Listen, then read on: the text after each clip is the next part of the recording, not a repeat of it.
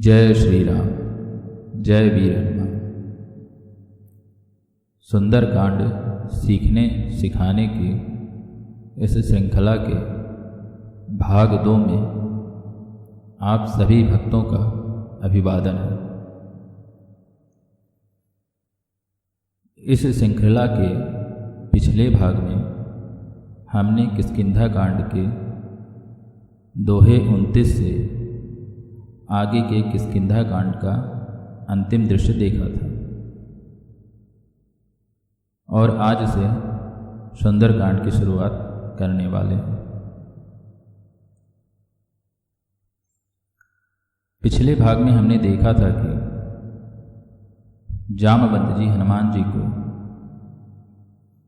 उनकी ताकत याद दिलाते हैं और उन्हें लंका जाने के लिए प्रोत्साहित करते हैं।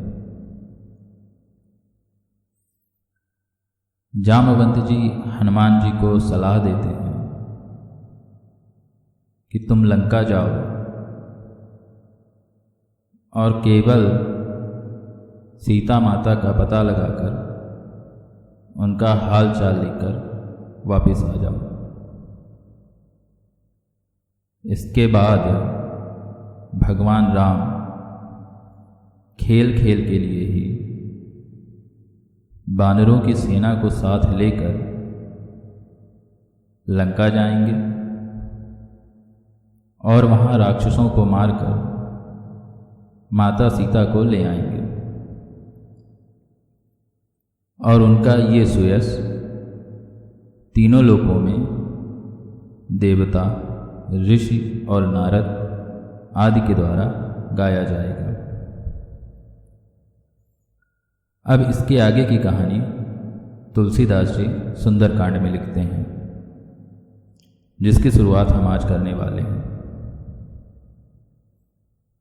तो आइए हम सब भगवान राम जी का नाम लेते हुए जय श्री राम कह के कहानी को आगे बढ़ाते हैं।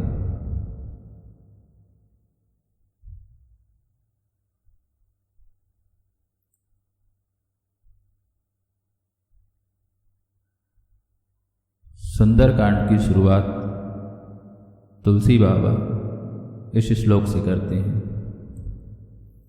ये श्लोक वास्तविकता में मंगलाचरण है, ये मूल कहानी का भाग नहीं है। मंगलाचरण मतलब मंगल आचरण, यानी कि मंगल कामना से पढ़ा जाने वाला श्लोक मंगलाचरण कहलाता है। इसे प्रायः ग्रंथों के आरंभ में उसकी सफल समाप्ति के लिए श्लोक या पद्य के फॉर्म में लिखा जाता है।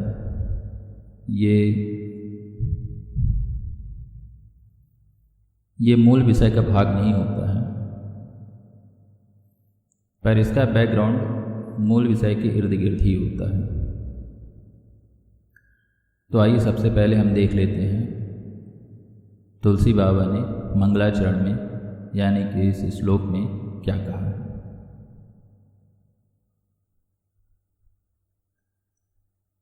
शांतम शाश्वत प्रमेय मनघम निर्वाण शांति प्रदम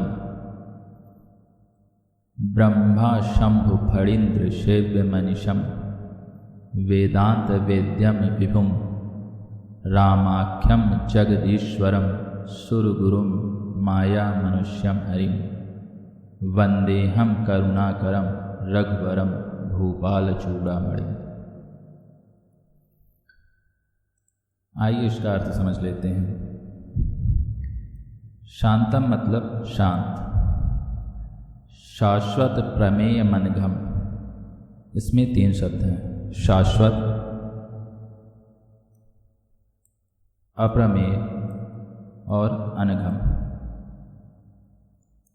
यानी कि अनघ। शाश्वत मतलब क्या?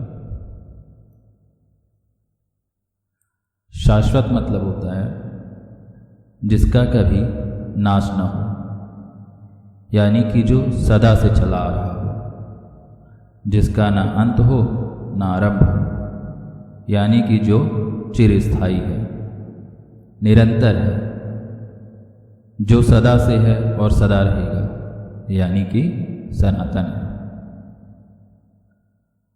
अप्रमेय, अप्रमेय का अर्थ होता है जिसे प्रमाणों से सिद्ध न किया जा सके, यानी कि जो प्रमाणों से परे हो, अप्रमेय। और अनघम,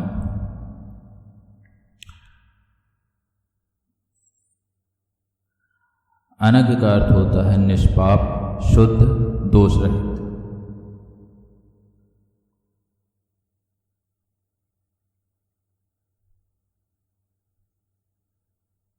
आगे है निर्वाण। निर्वाण मतलब मोक्ष। शांति प्रदम, यानी कि शांति प्रदान करने वाला, तो मोक्ष प्रदान करने वाला और शांति प्रदान करने वाला। यानी कि शांत, शाश्वत, अप्रमेय, निष्पाप, मोक्ष और परम शांति देने वाला।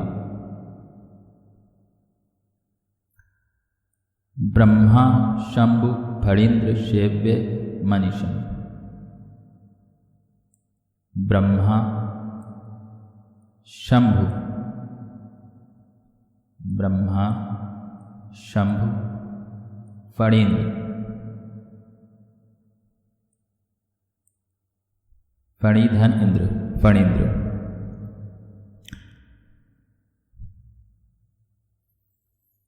फणींद्र यानी कि एक ऐसा नाग जिसके पास हजारों फन हैं और वो पृथ्वी को उठाए हैं। फणीधन इंद्र, वो जो इंद्र है नागों का,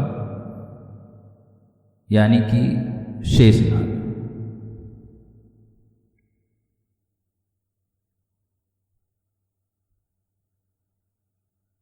सेव्य मनीषम, सेव्य मतलब सेवित, और अनिशम, अनिशम। तो अनिश का यहाँ पर अगर आप यूज़ देखेंगे तो क्रिया विशेषण की तरह किया गया है, और यहाँ पर इसका अर्थ जो है वो निरंतर, अनवरत, लगातार, इस अर्थ में है। आगे वेदांत वेद्यम, तो ये है वेदांत और ये है वेद्यम। वेद्यम का अर्थ होता है जानने योग्य, मतलब what is to be known, यानी कि वेदांत के द्वारा जानने योग्य। और फिर आगे है विभुम। विभुम का अर्थ होता है सर्वव्यापक। रामाख्यम, तो राम,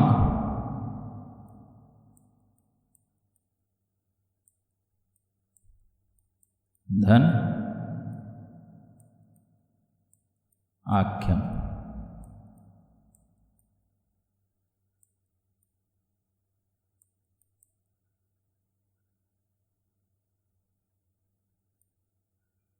रामाख्यम।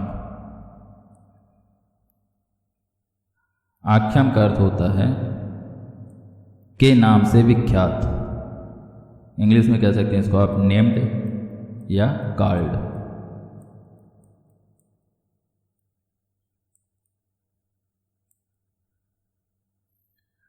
तो राम के नाम से विख्यात या राम के नाम से कहलाने वाले, जाने जाने वाले जगदीश्वरम। तो जगदीश्वर, जगत के ईश्वर, यानी कि जगत के स्वामी या जगत के राजा। सुरगुरुम, गुरु मतलब होता है बड़ा, सबसे बड़ा। सुर मतलब देवता तो देवताओं में सबसे बड़े। माया मनुष्यम, माया मनुष्य मतलब माया से मनुष्य के रूप में, माया के कारण मनुष्य के रूप में, तो माया के कारण मनुष्य रूप में दिखाई देने वाले। हरिम, हरिम मतलब हरने वाले। अब यहाँ पर किस चीज़ को हर रहे हैं? ये पापों को हरने वाले। हरिम मतलब हरने वाले, और यहाँ पर पापों को हरने वाले के रूप में इनका यूज हो रहा है। वंदे हम, वंदे हम मतलब हम वंदना करते हैं। करुणाकरम,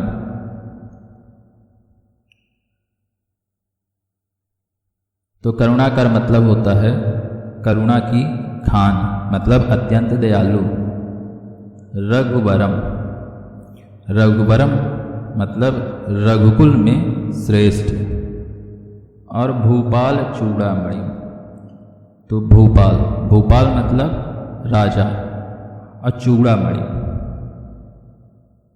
तो चूड़ामणि का अर्थ होता है सिर पर पहने जाने वाला एक गहना।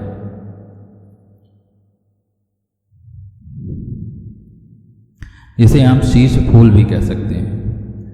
पर यहाँ पर चूड़ामणि जो है, भूपाल चूड़ामणि, चूड़ामणि जो है या चूड़ामणि जो है वो विशेषण के तौर पर यूज हुआ है। और जब ये विशेषण की तरह यूज होता है तो ये सर्वश्रेष्ठता को, शिरोमणि को संकेतित करता है। यानी कि राजाओं में शिरोमणि, राजाओं में अग्रगण्य, राजाओं में सर्वश्रेष्ठ। आगे हम चूड़ामणि का एक उपयोग और देखेंगे कि जब हनुमान जी अशोक वाटिका से वापस आने लगते हैं तो माता सीता जो हैं वो चिन्ह के तौर पर अपने सिर से चूड़ामणि को उतार कर हनुमान जी को प्रदान कर देती हैं। तो वहाँ पर वो गहना है, यानी कि वहाँ पर वो नाउन है। तो इस पूरे श्लोक का अर्थ क्या हो गया? इस पूरे अर्थ का श्लोक हो गया कि शांत, सनातन, प्रमाणों से परे, निष्पाप, मोक्ष रूप, परम शांति देने वाले ब्रह्मा, शंभु और फणींद्र यानी कि शेषनाग जी से निरंतर सेवित, वेदांत के द्वारा जानने योग्य, सर्वव्यापक, देवताओं में सबसे बड़े, माया से मनुष्य रूप में दिखाई देने वाले, समस्त पापों को हरने वाले, अत्यंत दयालु, रघुकुल में श्रेष्ठ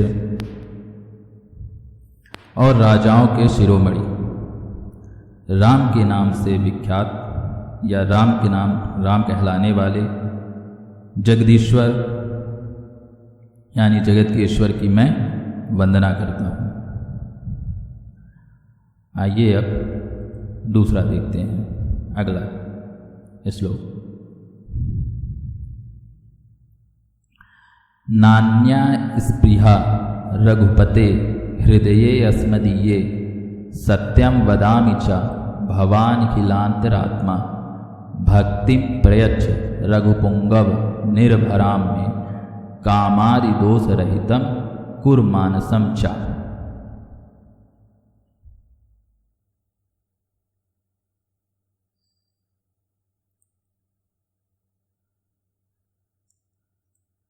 नान्या, नान्या मतलब ना अन्य, यानी कि अन्य दूसरी कोई नहीं। स्पृहा, स्पृहा का अर्थ होता है इच्छा या कामना। रघुपते, रघुपते मतलब श्री रामचंद्र जी, रघुनाथ जी। हृदये अस्मदीये, हृदय अस्मदीय मतलब मेरे हृदय में। सत्यम मतलब सत्य, वदामी मतलब कहता हूं। च मतलब और, भवान खिलांतरात्मा, भवान खिलांतरात्मा। तो भवान,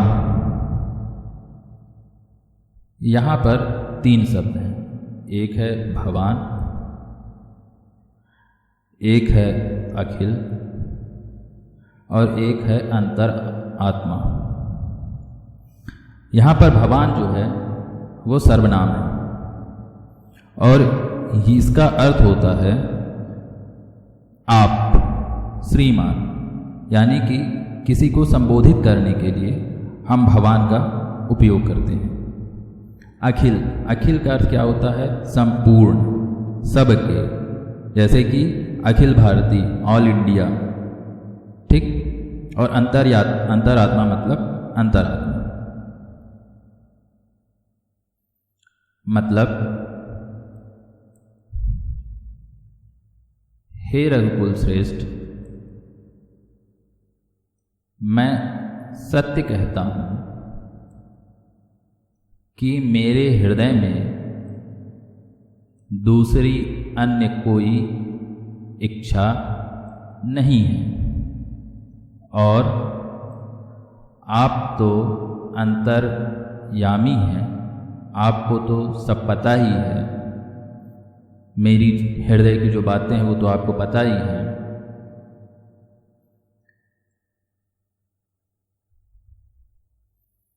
तो क्या इच्छा है?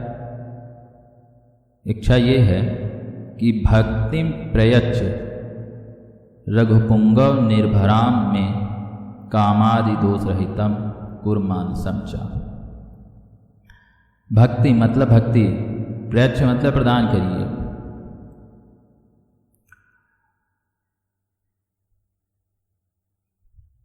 रघुपुंगव यानी कि रघुकुल श्रेष्ठ।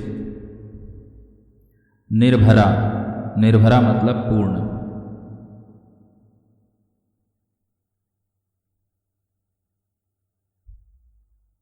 काम आदि दोषों से रहित, कामादि दोष रहितम।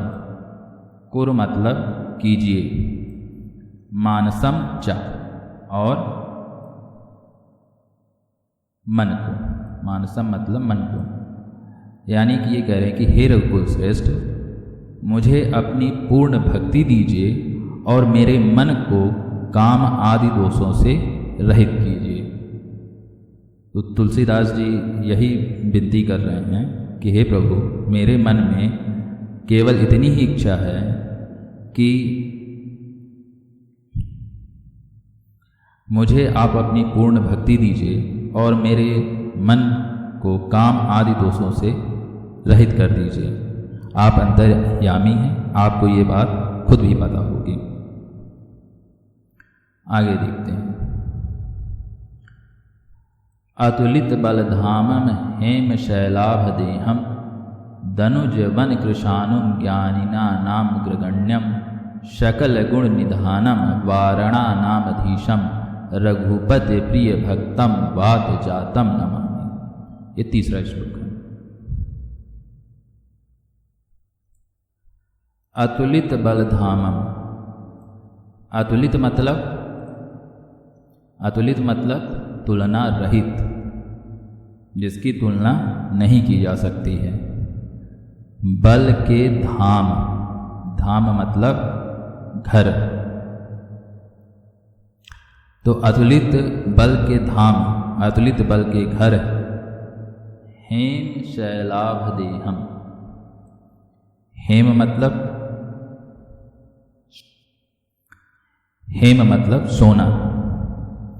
अच्छा, आगे हम देखेंगे तो सोना के हमें और भी पर्यायवाची मिलेंगे, जैसे कि जात रूप मिलेगा, हिरण्य मिलेगा, तामरस मिलेगा। जात रूप मतलब जिस रूप में जन्मा है उसी रूप में, जा मतलब जन्म लेना।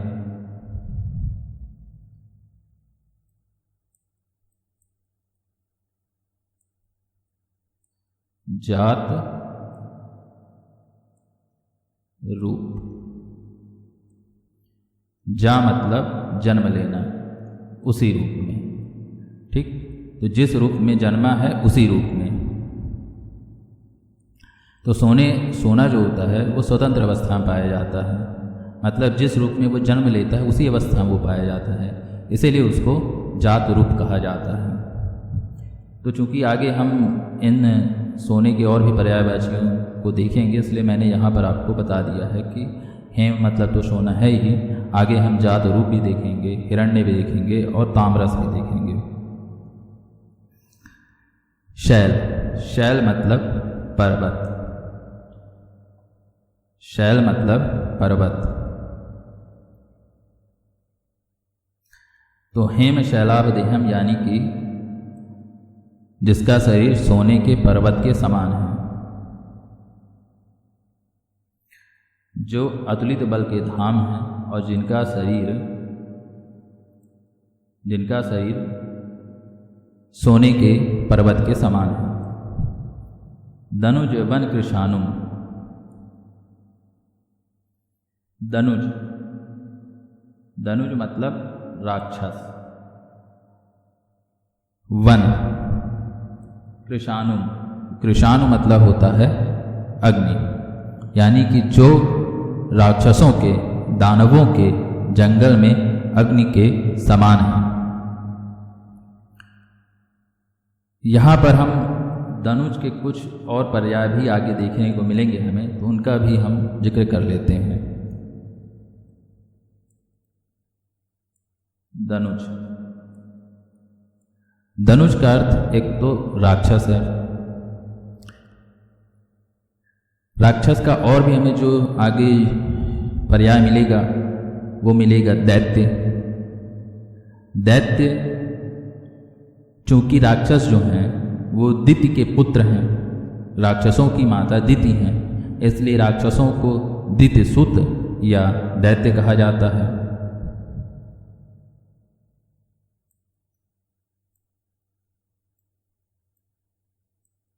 दिति माता है इनकी। राक्षसों को यादुधान भी कहा जाता है, राक्षसों को निशाचर भी कहा जाता है और राक्षसों को तमीचर भी कहा जाता है। तम, निशा मतलब अंधेरा, चर मतलब विचरण करने वाले। तो चूंकि ये अंधेरे में विचरण करते हैं इसलिए इनको तमीचर, निशाचर कहते हैं। ये सारे हमें आगे यूज मिलेंगे, इसलिए हमने यहाँ पर इनका एक साथ देख लिया कि कौन कौन से पर्याय हैं। ज्ञानिना नाम अग्रगण्यम, यानी कि जो ज्ञानियों के मध्य में अग्रगण्य है।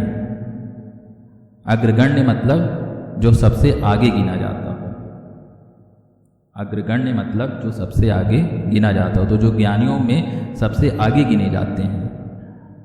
सकल गुण निधानम, जो सब प्रकार के गुणों के निधान हैं। बताया था निधान, निधान मतलब खजाना, तो जो सब प्रकार के गुणों के निधान हैं। वारणा नाम धीशम, यानी कि जो वानरों के समूहों के अधीश हैं, यानी कि राजा हैं, यानी कि प्रमुख हैं।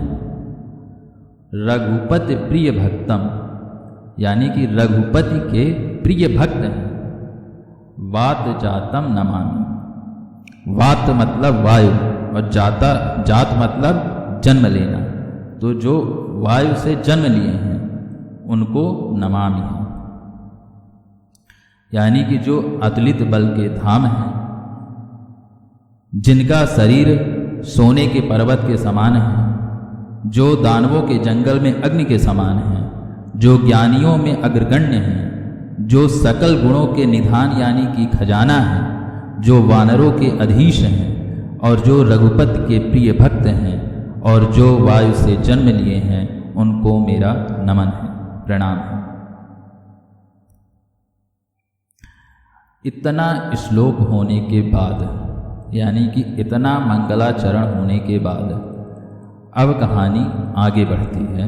किष्किंधा कांड के 29वें दोहे के बाद से जितना हमने देखा था अंतिम दृश्य किष्किंधा कांड का, उसके बाद की कहानी अब आगे बढ़ती है।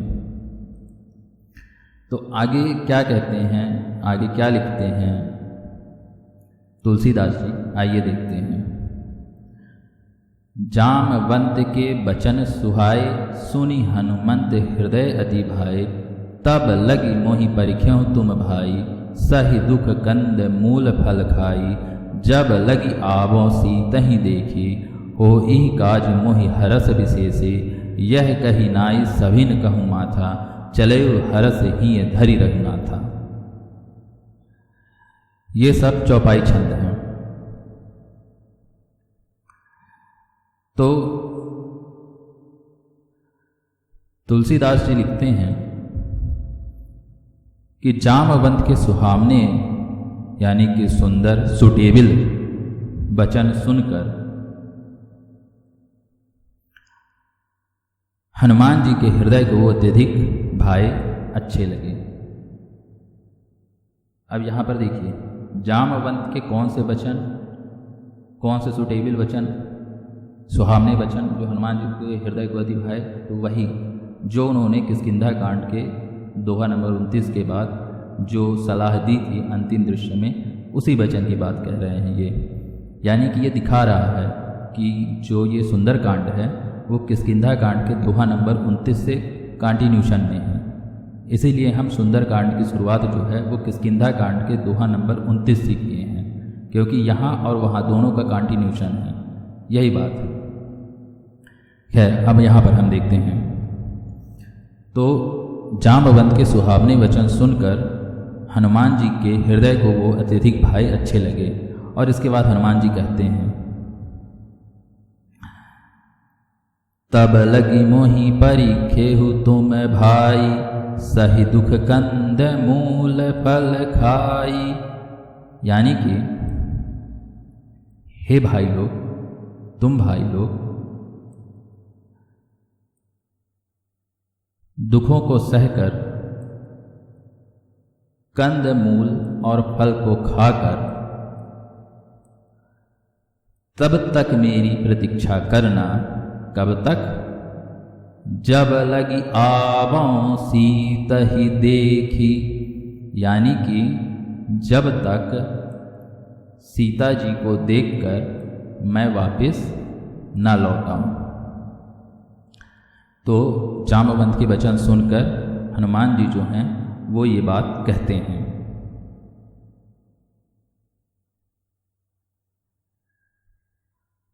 आगे हनुमान जी कहते हैं कि होहि काज मोहि हरस विशेषी।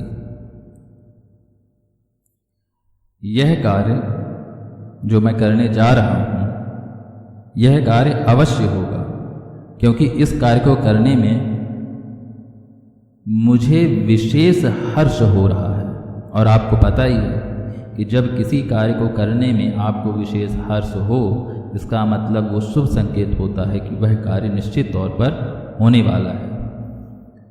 यह कही नाई सभिन कहूँ माथा, चले हरस ही धरि रघुनाथा। यह कहकर और सभी को माथा नवाकर, प्रणाम करके आए हनुमान जी रघुनाथ जी यानी कि श्री रामचंद्र जी को अपने हृदय में धरकर हर्ष के साथ चल दिए।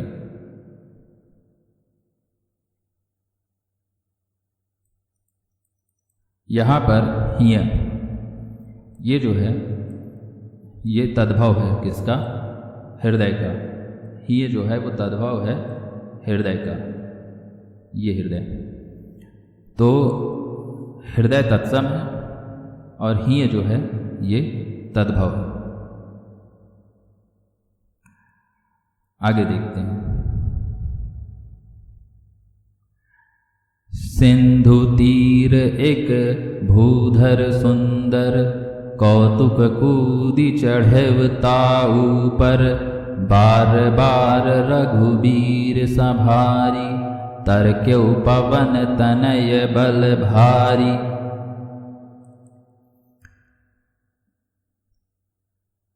सिंधु मतलब समुद्र। समुद्र का और भी कुछ पर्यायवाची हैं जो हम सुंदरकांड में देखेंगे, उनको भी हम यहाँ पर देख लेते हैं। एक तो हम देख चुके हैं पहले भी, आगे भी देखेंगे, जलनिधि। जल निधि, निधि मतलब खान, खजाना। तो जल का खजाना, जल का खजाना कहाँ है, जल की खान कहाँ है, समुद्र में, इसलिए इसे हम जलनिधि मतलब समुद्र। जलध, जलध, धी मतलब अधिकता, किसकी अधिकता, जल की अधिकता। तो जल की अधिकता कहाँ, समुद्र में। इसके अलावा रत्नाकर, आकर, आकर मतलब खान, तो रत्नों की खान क्या है, समुद्र को माना जाता है। तो ये सारे जो पर्याय हैं हम आगे देखेंगे, इसलिए हमने यहाँ पर इसको देख लिया। आगे इसमें एक शब्द है भूधर। भूधर का अर्थ होता है पर्वत। पर्वत के और भी पर्याय हैं, जैसे कि हम देखेंगे गिरि, यहाँ पर ही देखिए मिल गया देखने को, गिरि, पर्वत, शैल, इसके पहले हमने देखा था शैल, तो पर्वत। अब भूधर, तो भू धन धर, भूधर, भू मतलब पृथ्वी और धर मतलब धारण करने वाला। ऐसा माना जाता है कि पर्वत जो हैं वो पृथ्वी को चारों तरफ से अपनी भुजाओं में रोक कर रखे हैं, उनको धारण कर कर रखे हैं। तो ऐसी मान्यता है, इस कारण से पर्वतों को भूधर भी कहा जाता है। एक्चुअली में पृथ्वी का कोई भी पर्याय अगर है, ठीक, अगर उसमें आप धर लगा देंगे तो वो पर्वत का पर्याय हो जाएगा। जैसे कि भूधर, धरणीधर, धरणी पृथ्वी को कहते हैं, धरती कहते हैं तो पृथ्वी को, तो धरतीधर, तो भूधर। तो आगे हम धरणीधर भी देखेंगे, धरणीधर भी हमें आगे देखने को मिलेगा। शैल हमने देख ही लिया है। कौतुक, कौतुक मतलब खेल खेल में आप देख ही चुके हैं। तर्क्यो, तर्क्यो मतलब तड़क जाना, छलांग लगाना, ठीक ना। तो तुलसीदास जी कह रहे हैं कि सिंधु तीर एक भूधर सुंदर, सिंधु तीर एक भूधर सुंदर, कौतुक कूद चढ़े ताऊ पर, बार बार रघुवीर संहारी, तर्क्यो पवन पवन तनय बल भारी। यानी कि वहीं पर समुद्र के किनारे एक सुंदर सा पर्वत था, वहीं पर समुद्र के किनारे एक सुंदर सा पर्वत था, और हनुमान जी खेल खेल में ही कूद कर उसके ऊपर चढ़ गए। मतलब हनुमान जी के पास इतना ज़्यादा बल है कि उतने बड़े विशाल पर्वत के ऊपर वो खेल खेल में ही चढ़ गए। ये इस बात को बतलाता है कि जो मंगलाचरण में तुलसीदास ने लिखा है अतुलित बल धामम, यही है कि अतुलित बल के धाम हैं, ये इस बात को सिद्ध कर रहा है। तो कौतुक कूद चढ़े ताऊ पर, खेल खेल में उसके ऊपर वो चढ़ गए, और बार बार रघुवीर संहारी।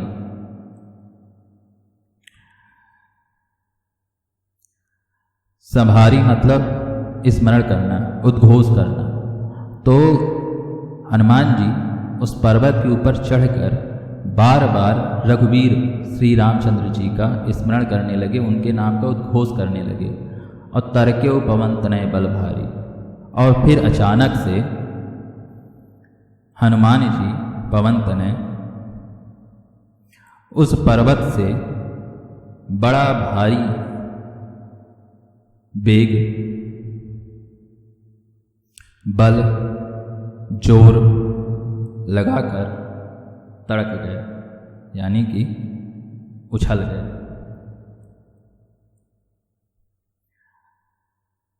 आगे कहते हैं, जे ही गिर चरण देई हनुमंता, चले सोगा पाताल तुरंता, जिम अमोघ रघुपति कर पाना, एही भांति चले भगवान। जे ही गिरी, जिस पर्वत पर चरण देई हनुमंता, यानी कि हनुमान जी चरण रखे थे, चले सुगा पाताल तुरंता, वो तुरंत ही पाताल चला गया, पाताल लोक में वो धंस गया। मतलब हनुमान जी इतने वेग के साथ में उस पर्वत पर धक्का मारे और उसके बाद उछले, उस पर्वत पर उन्होंने क्रिया दी इतनी तेजी के साथ में, क्योंकि यहाँ पर देखिए क्रिया की प्रतिक्रिया हो रही है।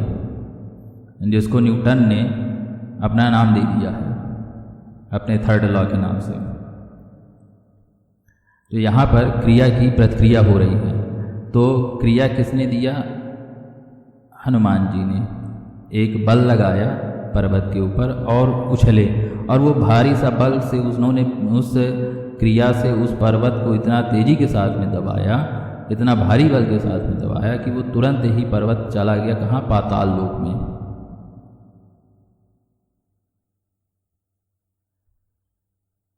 जिम अमोघ रघुपति कर बाना, एही भांति चले हनुमाना। जिस प्रकार श्री रघुवीर जी का अमोघ बाण चलता है, उसी प्रकार हनुमान जी चल दिए लंका की तरफ। यहाँ पर अमोघ क्या होता है इसको थोड़ा विस्तार से समझ लेते हैं, ताकि ये जो चौपाई है ये इसका भावार्थ थोड़ा अच्छे से समझ में आए। अमोघ का अर्थ होता है जो अपने निशाने पर सीधे जाकर लगे, बिल्कुल चूके ना, अचूक, जो व्यर्थ ना जाए, निष्फल ना। तो जिस प्रकार से राम भगवान के बाण हैं जो अमोघ होते हैं, जो कभी निष्फल नहीं होते हैं, अचूक होते हैं, जाकर सीधे निशाने पर लगते हैं, उसी प्रकार से हनुमान जी जो हैं वो चल दिए। यानी कि ये भी एकदम अपने निशाने की तरफ, अपने टारगेट की तरफ एकदम चल दिए।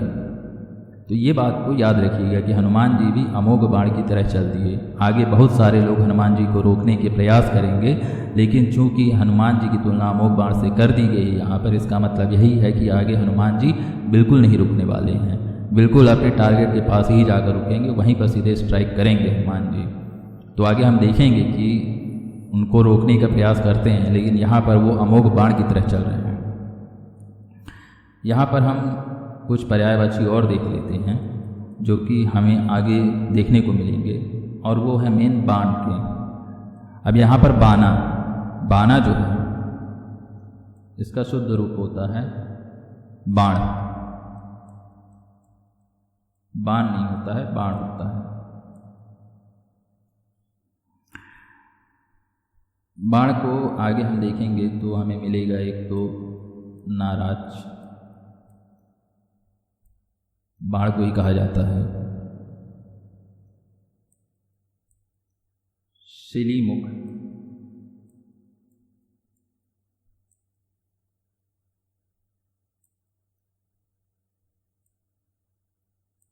शिलीमुख बाण को ही कहा जाता है। बाण को ही शर भी कहा जाता है।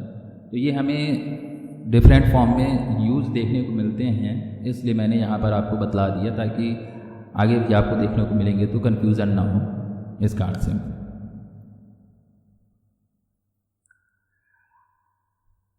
आगे देखते हैं, आगे कहते हैं जलनिधि रघुपति दूत विचारी, तय मैनाक होई श्रम हारी। अब हनुमान जी जो हैं वो सागर के पार लंका की तरफ चल दिए, और समुद्र के ऊपर से उड़ते उड़ते जब कुछ दूर निकल गए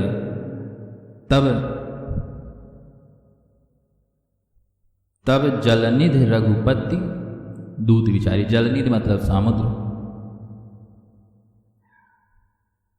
विचारी मतलब विचार करके, सोच करके, जान करके, यानी कि समुद्र हनुमान जी को रघुपति जी का दूत समझ करके, जान करके, तय मैनाक हो श्रम हरि। मैनाक पर्वत जो है वो एक पाताल का पर्वत है।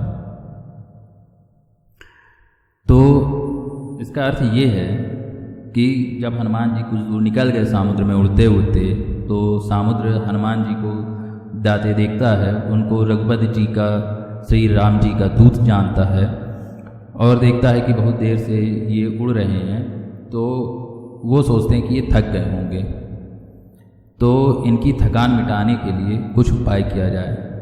तो समुद्र जो है वो मैनाक पर्वत से कहते हैं कि हे मैनाक पर्वत, आप हनुमान जी का श्रम हारी, मतलब श्रम यानी कि थकावट को हरने के लिए, यानी कि दूर करने के लिए आप पाताल से बाहर आ जाओ। यानी कि आप हनुमान जी के श्रम को हरने में, उनको विश्राम देने में सहायता करो। तब आगे अब दोहा आता है। इसके पहले अभी चौपाई चल रही थी, अब ये दोहा है। हनुमान तेहि परसा, कर पुनि कीन्ह प्रणाम, राम काजु कीन्हे बिन, मोहि कहाँ विश्राम। परसा, परसा जो है ये तद्भव है, इसका तत्सम जो है वो है स्पर्श।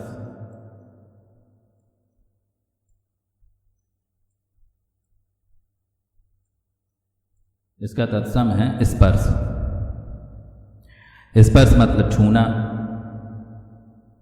ठीक। तो हनुमान जी की बात मानकर जब सामुद्र की जब बात मानकर जब मैनाक पर्वत बाहर आ जाता है, तो इसके बाद हनुमान तेहि परसा, मतलब कि तेहि मतलब मैनाक पर्वत को, कर पुनि कीन्हे प्रणाम। तो हनुमान जी मैनाक पर्वत को स्पर्श करते हैं और मैनाक पर्वत को स्पर्श करने के बाद हाथ जोड़कर प्रणाम करके कहते हैं, राम काज कीन्हे बिनु, मोहि कहाँ विश्राम।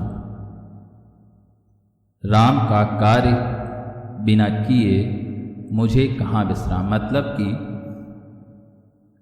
राम जी का कार्य किए बिना मैं विश्राम नहीं करूँगा। अब देखिए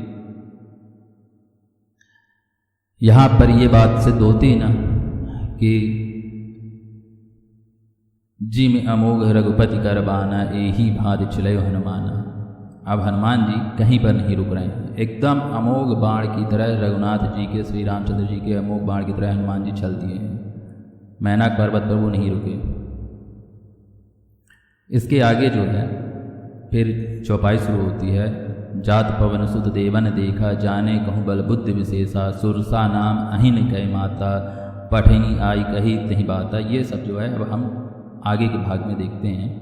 आज चूँकि वीडियो की लेंथ ज़्यादा हो गई है तो इसको यहीं पर रोकते हैं, आगे हम इसको देखेंगे, आगे अपने इस श्रृंखला को बढ़ाएंगे। सुंदरकांड पढ़ने और पढ़ाने के भागों को आगे ऐसे ही कंटिन्यू हम रखेंगे। तब तक के लिए सभी भक्तों को जय श्री राम, जय हनुमान जी स्वामी।